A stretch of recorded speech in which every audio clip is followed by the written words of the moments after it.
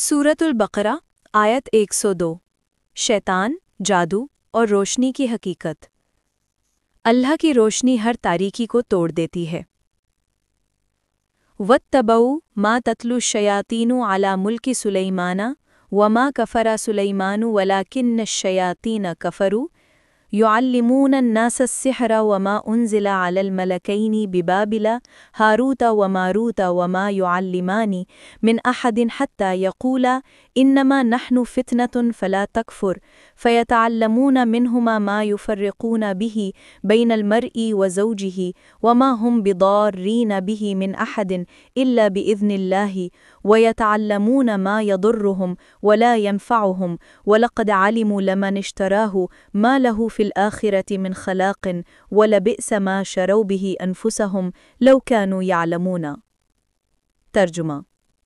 और वो लोग पीछे लग गए उस चीज़ के जो शैतान हज़रत सुलेमान अलैहिस्सलाम के ज़माने में पढ़ा करते थे, हालांकि सुलेमान ने कुफ़्र नहीं किया बल्कि शयातीन काफ़िर हुए। ये लोग लोगों को जादू सिखाते थे और ये कहकर कि हम तो महज आजमाइश हैं तो कुफ़्र ना करो पढ़ाया करते थे।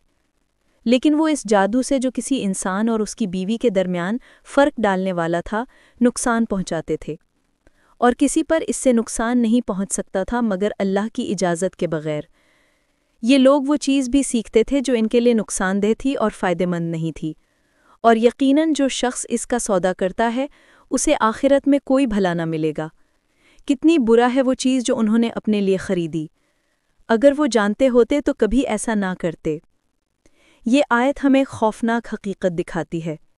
इंसान का सबसे बड़ा दुश्मन हमेशा जादू नहीं बल्कि गुमराही का वो लम्हा है जब वो हक़ को छोड़कर राह बनाने के लिए गैर अल्लाह की तरफ देखने लगता है। बनी इसराइल के पास किताब भी थी, नबी भी थे, नूर भी था, मगर वो छोड़कर उस रास्ते पर चले जिसके पीछे शैतान खड़ा था। आज हमारे दौर में भी जादू अक्सर सिर्फ़ एक लफ्ज़ नहीं, ये हर वो रास्ता है जहाँ इंसान हल अल्लाह से नहीं मांगता बल्कि किसी अनदेखी ताकत, तावीज़, टोने या इंसानों से मांग लेता है। आयत का पैगाम बड़ा साफ है।